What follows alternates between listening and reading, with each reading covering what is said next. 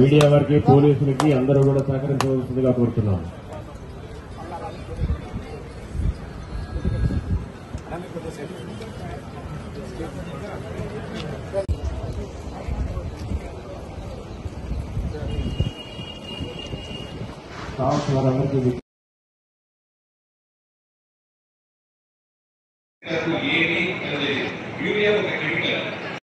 రైతు మేళా జరుగుతోంది. మహా రైతు మేళా.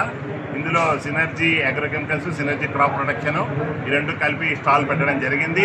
ఈ సినర్జీ క్రాప్ ప్రొటెక్షన్ అనేది 15 సంవత్సరాల కిందట 16 సంవత్సరాలు అయింది. 16 సంవత్సరాల కిందట మేము ఈ కంపెనీని స్థాపించడం జరిగింది. యాక్చువల్గా ముందుగా రైతుకి మేలు చేసే విధంగా మైక్రో న్యూట్రియంట్స్, సాల్యుబుల్ ఫెర్టిలైజర్స్ వీటి మీద ఎక్కువగా మేము ఎంఫసైజ్ చేస్తూ ఉంటామండి. అందులో ముఖ్యంగా మైక్రో న్యూట్రియంట్స్ యూసేజ్ ఆవశ్యకత ఎంతో ఉంది. ఎందుకంటే అగ్రోకెమికల్స్ పెస్ట్ వచ్చిన తర్వాత, పురుగు వచ్చిన తర్వాత, తెగులు వచ్చిన తర్వాత మందు వాడడం వేరు. బట్ భూమి ఆరోగ్యంగా ఉంటేనే వీరు ఎన్ని పంటలైనా పండించగలరు. భూమి ఆరోగ్యంగా ఉండాలంటే మైక్రో న్యూట్రియంట్స్, సాల్యుబుల్ ఫెర్టిలైజర్స్ చాలా అవసరం అండి. మైక్రో న్యూట్రియంట్స్ ముఖ్యంగా ఫార్ములా 7 అని ఉంటుంది. ఫార్ములా 7 కానివ్వండి, ఫార్ములా 4 కానీ, ఫార్ములా 6, బోరాను, మెగ్నీషియం, జింక్ 12%, జింక్ 33% మంచి క్వాలిటీగా సినర్జీ క్రాప్ ప్రొటెక్షన్ వారు 15 సంవత్సరాలుగా అందిస్తున్నామండి. దీనివల్ల ఏమవుతుందంటే భూమి ఆరోగ్యంగా తయారవుతుంది. అంతేకాకుండా భూమిలో ఇప్పుడు కొత్తగా ఏంటంటే వ్యాంప్ టెక్నాలజీ అంటారండి. వ్యాంప్ టెక్నాలజీలో మైక్రోరైజా అంటారు. అందులో మనం మనీ గోల్డ్ అనేది కానివ్వండి, సింజైమ్ గ్రాన్యూల్స్ అంటే మన యాస్కోపిలం నోడోజ్ మన సముద్రం నాటుతో తయారయ్యే గ్రాన్యూల్స్ కూడా తయారు చేసి ఇస్తున్నామండి. వాటి వల్ల ఏమవుతుంది, భూమి ఆరోగ్యంగా తయారవుతుంది. మేలు చేసే సూక్ష్మజీవులు ఈ కెమికల్ ఫెర్టిలైజర్ వాడడం వల్ల చనిపోతున్నాయండి. 1970 సంవత్సరంలో నత్రజని, భాస్వరం ప్రవేశపెట్టారు. నత్రజని, భాస్వరం, పొటాషియం అవి మంచిదే, కానీ పరిమితికి మించి వాడితే మాత్రం మంచిది కాదు.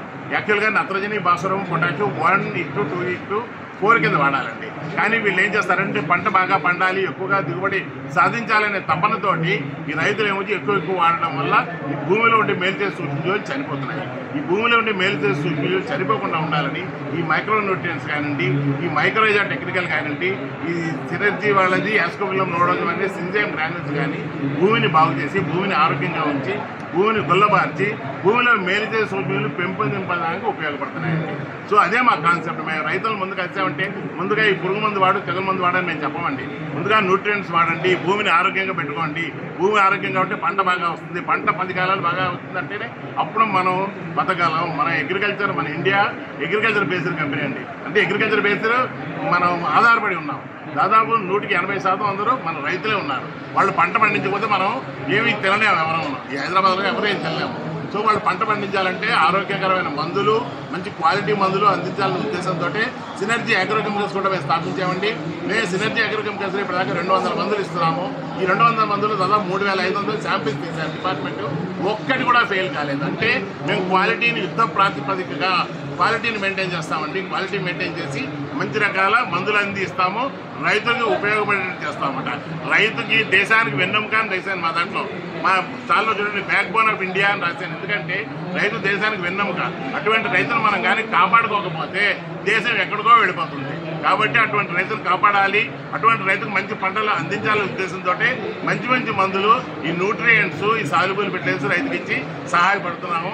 మాకు ఈ అవకాశం ఇచ్చినందుకు థ్యాంక్ యూ వెరీ మచ్.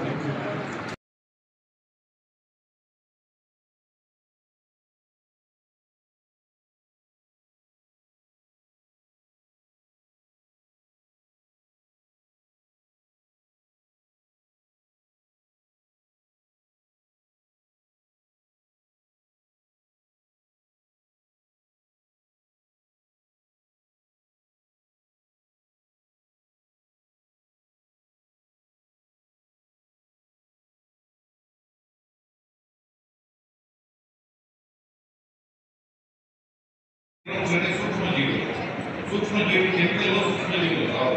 సూక్ష్మజీవులు వచ్చిన 2-3 నెలల్లో మీకు వానపాములు కెమికల్స్ అనేది ఈరోజు వానపాములు తక్కువ ఉంటున్నారు. మేము 8 నుంచి 9 నెలల్లో మనకు సైకిల్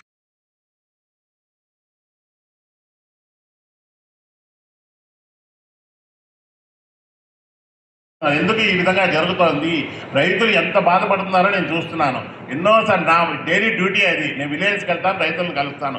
చాలా బాధపడుతున్నారు. మేము ఎంత వ్యవసాయం చేస్తున్నాం కానీ మాకేమీ గిట్టుబాటు లేదండి, చాలా ఇబ్బందిగా ఉంది అని. ఎందుకు ఈ విధంగా జరుగుతోంది అని అనాలిసిస్ చేస్తే 1970 దశకంలో ఈ నత్రజని, భాస్వరము, పొటాషు ఇంట్రడ్యూస్ చేశారండి. నత్రజని, భాస్వరం, పొటాషు మంచివే, కానీ పరిమితికి మించి వాడితే దానికన్నా నష్టం మరొకటి లేదు. యాక్చువల్గా మన ఈ రేషియోస్ చెప్పుకుంటే 4:2:1 అంటారు. నత్రజని, భాస్వరం, పొటాషు వాటిని పరిమితికి మించి మాత్రం వాడితే, అపరిమితంగా వాడితే ఎక్కువగా పండుతున్న ఉద్దేశంతో 2 బస్తాలు 3 బస్తాలు వేస్తే చాలా ఇబ్బందులకు లోనవుతారు. పంట పండదు, తెగుళ్ళు ఎక్కువగా వస్తాయి, పురుగులు ఎక్కువగా వస్తాయి. మరి ఏ విధంగా ఎందుకు ఈ కెమికల్ ఫెర్టిలైజర్స్ వచ్చిన తర్వాత భూమి అంతా కాంక్రీట్ లాగా తయారైపోయింది. ఇంతకుముందు భూమి మెత్తగా గుల్లబారి చక్కగా ఉండేది కాస్త కాంక్రీట్ మాదిరి తయారైంది. ఎందుకు ఈ విధంగా తయారైందంటే ఈ కెమికల్ ఫెర్టిలైజర్ ఎక్కువగా వాడడం వల్ల భూమిలో ఉండే సూక్ష్మజీవులు, మేలు చేసే సూక్ష్మజీవులు ఉంటాయి, వానపాములు కానివ్వండి, వేరే సూక్ష్మజీవులు, ఆ సూక్ష్మజీవులు అన్నీ కూడా అంతరించిపోతున్నాయి. అసలు సూక్ష్మజీవులు ఉండట్లేదు. ఈ సూక్ష్మజీవులు తిరిగి పెంపొందింపు చేయాలంటే ఏం చేయాలి? 100% మైక్రో న్యూట్రియంట్స్ చాలా చాలా చాలా అవసరం. అంతేకాకుండా భూమికి ఇంతకుముందు ఏం చేసేవారండి, పిల్లి పెసర వేసి తొక్కించేవారు, జీలుగు వేసి తొక్కించేవారు, ఇవన్నీ వేసి తొక్కించి వాటిని ఒక ఎరువు కింద వాడేవారు. ఇప్పుడు ఎవరు వేయటం లేదు. నత్రజని, భాస్వరం, పొటాష్ వేస్తున్నారు, నాకు పంట కావాలంటున్నారు. సాధ్యం కాదు. ఎప్పటికీ మైక్రో న్యూట్రియంట్స్ వాడాలి, బ్యాలెన్స్డ్ ఫెర్టిలైజర్స్ వాడాలి. ఫస్ట్ ఎప్పుడైనా ఇంతకుముందు మన పాతకాలంలో ఉంటే మనకి కెమికల్ కంట్రోల్ అనేది చివరిలో వస్తుందండి. First physical control, mechanical control, biological control, లాస్ట్లో అవసరమైతే కెమికల్ కంట్రోలు. ఇప్పుడు అట్లా లేదు. ఎత్తడమే కెమికల్ కంట్రోల్ టక్కని స్ప్రే చేస్తున్నారు. అది పద్ధతి కాదు. ఇంతకుముందు మీకు ఏమండి వరి పంటలో మనకి పురుగు వస్తుంది, ఆకుజుట్టు పురుగు వస్తుంది. ఇంతకుముందు ఏం చేసేవారు తెలుసా, నారుకి ఇలాగ మీద తుంపి పారేసేవారు. ఎందుకంటే గుడ్లు ఆ చివరిలో పెడుతుంది కాబట్టి అలా చేసేవారు. తర్వాత ఆకుజుట్టు పురుగు వచ్చిన తర్వాత ముళ్ళకంపని ఇలా పారించేవారు. ముళ్ళకంప దానివల్ల ఏమవుతుంది, పురుగు అంతా కింద పడిపోతుంది, కిరసనాయిలు వేసి చంపేసేవారు. ఇప్పుడు అంతా ఏమైనా చేయట్లేదండి, డైరెక్ట్ కెమికల్లే వాడుతున్నారు.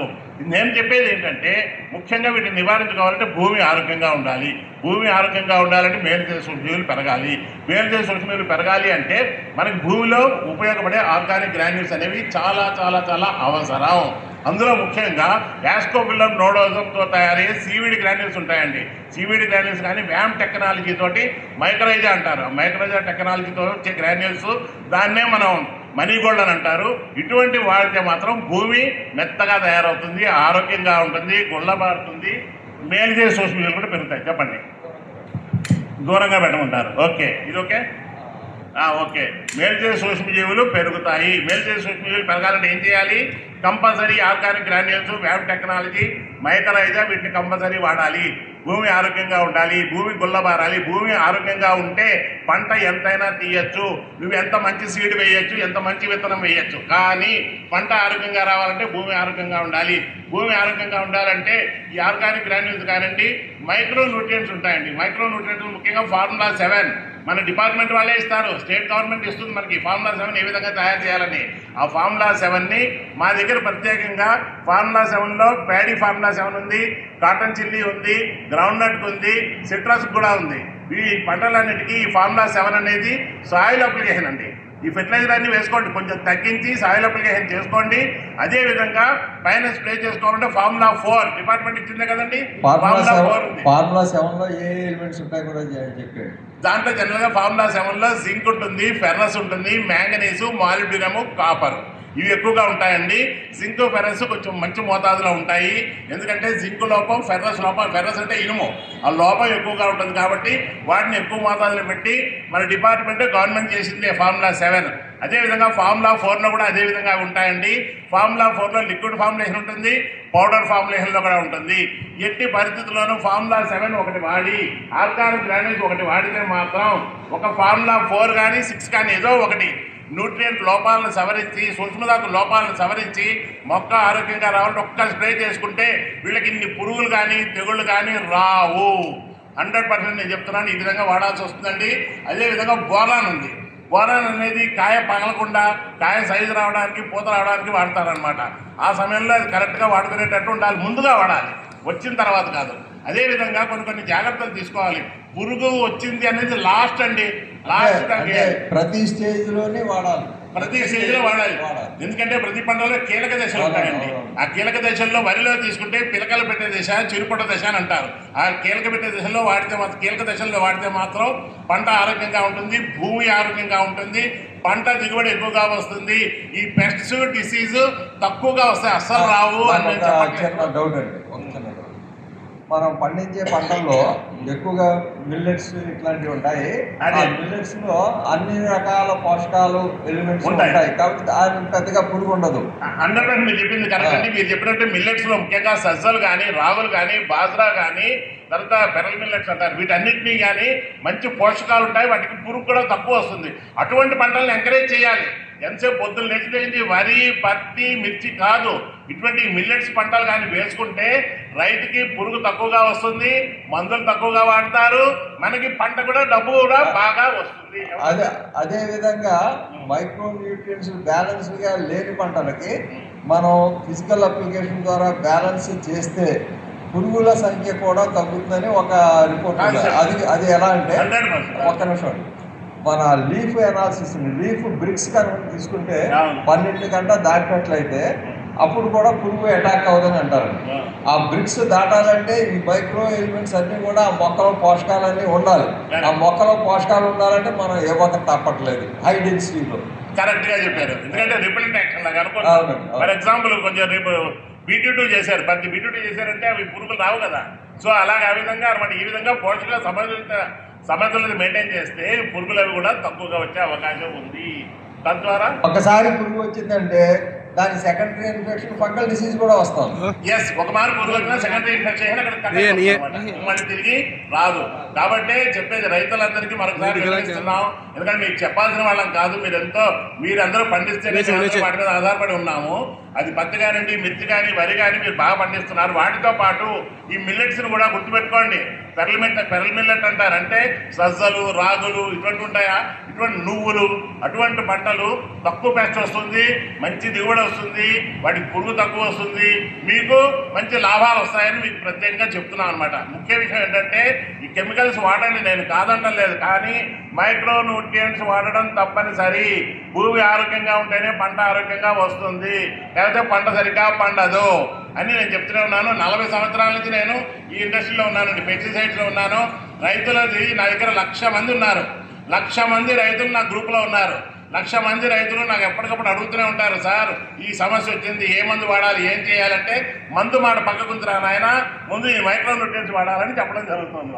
ఒక్క నిమిషం అండి, ఈ ప్లాంట్ న్యూట్రిషన్ గురించి ఇంకొక చిన్న సబ్మిషన్, అది కంప్లీట్ అయ్యాక మళ్ళా పొల్యూషన్లోకి వెళ్తాను. రీసెంట్గా నేను ఒక 1 yearగా లెగ్నైట్ గురించి కొంచెం ఎక్కువ వర్క్ చేయడం జరిగింది. అంటే మొక్కలకి సేంద్రియ కర్బనం బాగా కావాలి. ఈ సేంద్రియ కర్బనం వచ్చిన మొక్కకు అందుబాటులో కనుక ఉన్నట్లయితే మొక్క ఆరోగ్యవంతంగా ఉంటుంది. సేంద్రియ కర్బనం ఉండాలి. అలాగే భూమి లోపల మైకోరైజా, వ్యామ్ అంటాం కదండి, ఆ వ్యామ్ కూడా ఉన్నట్లయితే మొక్కలకి ఆ న్యూట్రిషన్ ఎప్పుడు కూడా అందుతూ ఉంటాం. ఈ లెగ్నైట్లో హ్యూమిక్ యాసిడ్, ఫుల్విక్ యాసిడ్ అన్నది న్యాచురల్గా ఉంటుంది. ఈ